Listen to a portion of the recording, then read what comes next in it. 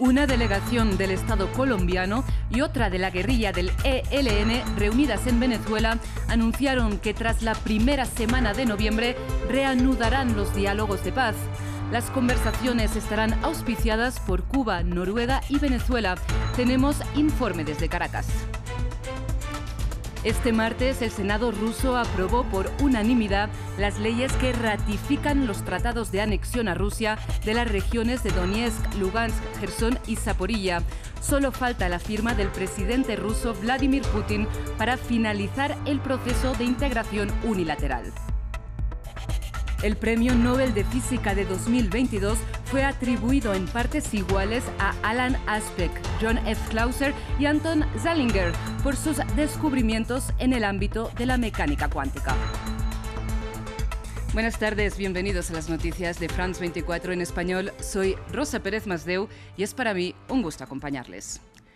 Empezamos esta edición con información de nuestra región, porque una delegación del Estado colombiano y otra de la guerrilla del ELN reunidas en Venezuela anunciaron que retomarán los diálogos de paz después de la primera semana de noviembre. Ambas partes acordaron volver a las mesas de diálogo en un proceso que estará auspiciado por Cuba, Noruega y Venezuela. Recordemos que las conversaciones de paz entre el gobierno de Bogotá y la guerrilla fueron congeladas bajo la presidencia de Iván Duque.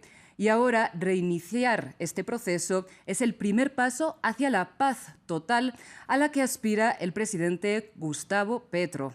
Conectamos ahora con nuestra corresponsal en Caracas, Daniela Zambrano. Daniela, ¿qué detalles tenemos del anuncio? En la firma de este acuerdo conjunto estuvieron presentes Antonio García, el máximo comandante del ELN, y alias Pablo Beltrán. Y por parte del gobierno colombiano, el alto comisionado para la paz, Danilo Rueda, y el senador Iván Cepeda, se firmó acá a mis espaldas en la antigua sede presidencial de La Casona. Sobre cuándo se va a reanudar este proceso de diálogo, dijeron que era para la segunda semana de noviembre, sin embargo no especificaron fecha, tampoco sede. Aseguraron que se va a continuar con lo que se había acordado bajo el gobierno de Juan Manuel Santos en 2016, de que la sede fuera rotativa entre los países garantes, Venezuela, Noruega y Cuba. Sin embargo, no quisieron especificar dónde sería esa reunión. Consultados además sobre si una de las condiciones sería el cese al fuego y la liberación de rehenes, el máximo comandante del ELN dijo que si el problema era las armas, el cese de las armas ya estuviese solucionado, que para él ese no era la principal preocupación, sino solucionar los problemas de fondo que originaron el conflicto. Respondieron las preguntas a la prensa por separado, hubo bastante hermetismo, bastante control a los medios de comunicación en este pronunciamiento y trataron de no ofrecer mayores detalles que lo leído en el comunicado. También estuvieron presentes representantes de la misión de verificación de la Organización de Naciones Unidas y también por parte del gobierno venezolano, Cuba y Noruega, países garantes. Daniela, muchísimas gracias por este reporte. Estaremos muy atentos a todo este proceso, a esta reanudación de los diálogos. Buenas tardes para usted. Cambiamos de información. Este martes, el Senado ruso aprobó por unanimidad la anexión de Donetsk, Lugansk, Jersón y Zaporilla a la Federación Rusa, a la espera de la firma del presidente ruso Vladimir Putin, que supone el punto y final a este proceso unilateral. El conflicto sigue escalando sobre el terreno. Por otro lado, el Kremlin informó que 200.000 hombres se han alistado al ejército en el marco de la movilización parcial obligatoria. Kiev, por otro lado, reivindica nuevos avances en el sur y en el este del país. Marta Moya con los detalles. La decisión se ha tomado por unanimidad. Tal como ocurrió en la víspera en la Duma, este martes los miembros del Senado ratificaron la incorporación de las autoproclamadas repúblicas de Donetsk y Lugansk y las provincias de Jersón y Zaporilla como parte de la Federación Rusa. Los territorios anexados unilateralmente por el Kremlin suponen cerca del 18% del territorio reconocido internacionalmente a Ucrania. En paralelo, Moscú sigue entrenando a miles de soldados para llevarlos al frente de batalla tras su llamado a la movilización parcial de hace 2 semanas. Al día de hoy, más de 200.000 personas se han incorporado a las Fuerzas Armadas. He ordenado que se les proporcione a todos ellos uniformes y otros equipos necesarios y se les nombre en puestos militares. El personal de servicio debe ser enviado a las zonas de combate después del fin del entrenamiento y el ensayo. En el terreno, la arremetida continúa. Desde Ucrania temen que los ataques del ejército ruso contra infraestructuras estratégicas puedan redoblarse con la llegada del invierno. No obstante, en Kiev siguen reivindicando sus avances en el sur y el oeste, liberando, según las autoridades, varias localidades a las orillas del río Dnipro. Los logros militares los reflejan estos soldados ucranianos, izando banderas en pueblos de Kharkiv y Jersón. Hay nuevos asentamientos liberados en varias regiones. Continúan los combates feroces en muchas áreas del frente, pero la perspectiva de estas hostilidades sigue siendo obvia. Cada vez más ocupantes están tratando de escapar. El ejército enemigo está sufriendo más y más bajas y hay una comprensión creciente de que Rusia cometió un error al ir a la guerra contra Ucrania. Pese a los llamados de nuevas sanciones internacionales, Moscú sigue escalando su ofensiva dentro y fuera de Ucrania. Y cambiamos de nuevo de información. Igual que hizo ayer el líder supremo de Irán, el ayatolá Ali Khamenei, hoy el presidente iraní Ibrahim Raisi acusó a Estados Unidos y a Israel de organizar las protestas por la muerte de Mahsa Amini. Recordemos que la joven murió tras ser detenida por la policía de la moral y que fue el mismo día de su funeral, el 17 de septiembre, cuando se desató el movimiento contra la represión y la brutalidad del régimen de Teherán. Raisi pidió unidad nacional mientras las protestas se extienden por los centros educativos del país. Escuchemos las palabras del presidente iraní. ¿Por qué los enemigos? ¿Por qué Estados Unidos y el régimen sionista conspiraron contra nuestra nación, nuestro país y nuestra revolución y crearon estos disturbios? Como dijo el líder supremo, nuestro país está avanzando y los enemigos no quieren que nuestro país progrese.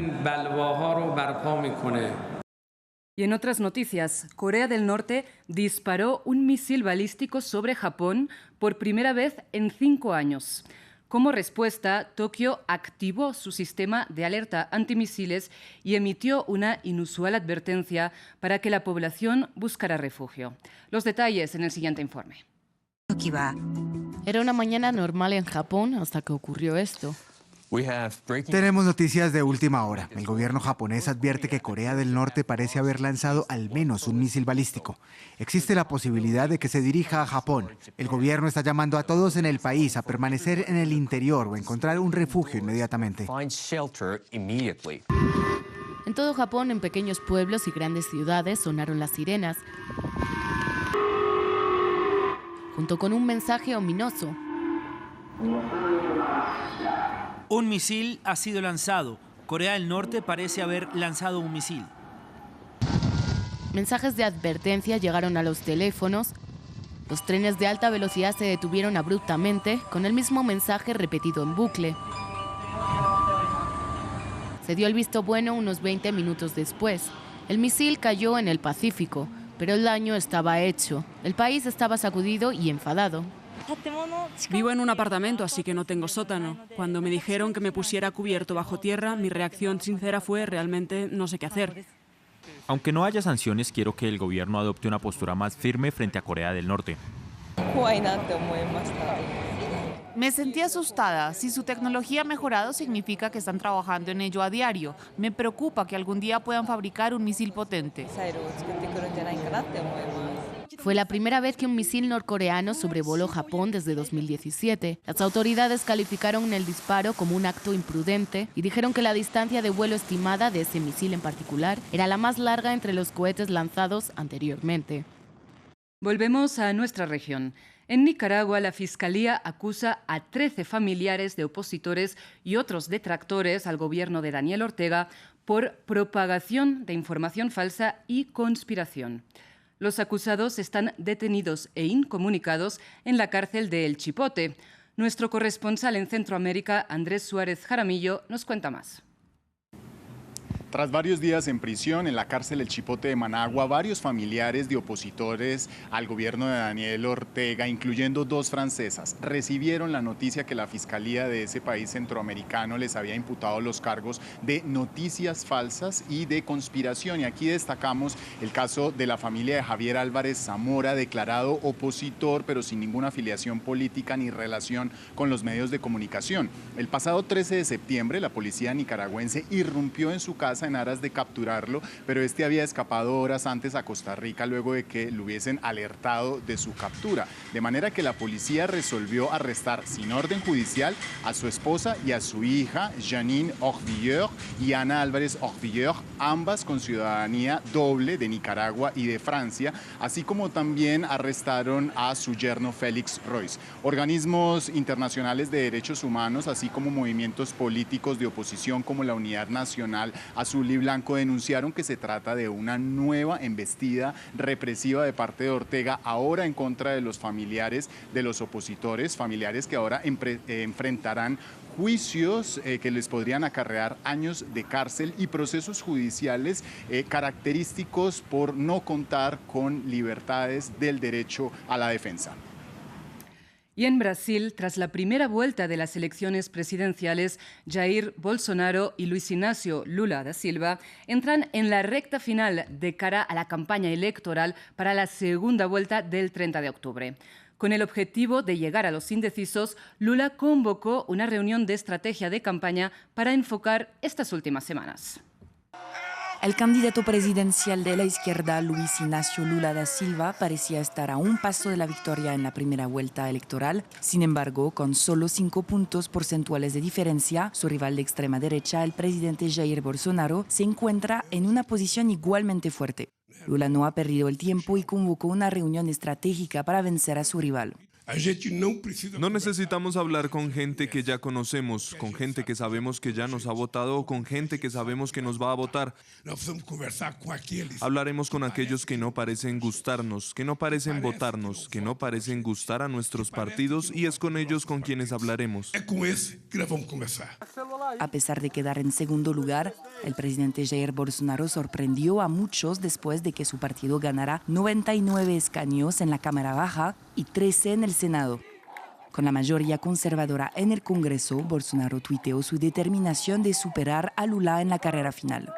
Nuestros adversarios solo se han preparado para una carrera de 100 metros. Nosotros estamos preparados para una maratón. Lucharemos con confianza y con fuerza creciente. Seguro que prevaleceremos por la patria, por la familia, por la vida, por la libertad y por la voluntad de Dios. Ambos candidatos no solo tendrán que mantener su impulso, sino también convencer a los 31 millones de brasileños que no votaron en la primera vuelta para que emitan un voto a su favor. Lula y Bolsonaro se enfrentarán en un debate televisado que podría ser decisivo antes de la segunda vuelta final. Vamos con información económica. La Bolsa de Nueva York suspendió la cotización de la acción de Twitter, ya que los títulos se valorizaban en más del 12% después de que el portal especializado Bloomberg News asegurara que el multimillonario Elon Musk iba a seguir adelante con la compra de la compañía por $44.000 millones. Recordemos que el dueño de Tesla está en una disputa legal con la red social después de declarar que ya no le interesaba el negocio. La suerte del multimillonario acuerdo será sometida a un juicio de 5 días a partir del 17 de octubre en un tribunal empresarial de Delaware. Y hoy se conoció el Premio Nobel de Física 2022, que fue atribuido en partes iguales a Alan Aspect, John F. Clauser y Anton Zeilinger por sus descubrimientos en mecánica cuántica. Los premiados sentaron las bases para una nueva era de la tecnología cuántica. Un factor clave en este desarrollo es cómo la mecánica cuántica permite que 2 o más partículas existan en lo que se llama un estado entrelazado. Por ejemplo, lo que le sucede a una de las partículas determina lo que le sucede a la otra partícula, incluso si están muy separadas. Esto abre la puerta a nuevas posibilidades de transmisión de información. La Real Academia Sueca de Ciencias ha decidido esta mañana otorgar el Premio Nobel de Física 2022 en partes iguales a Alan Aspect, de Francia, John F. Clauser de Estados Unidos y Anton Zeilinger de Austria. Recibieron el premio por experimentos con fotones entrelazados que establecieron la violación de las desigualdades de Bell y fueron pioneros en la ciencia de la información cuántica. Muchísimas gracias por su atención. Sigan con nosotros en France 24 y France24.com.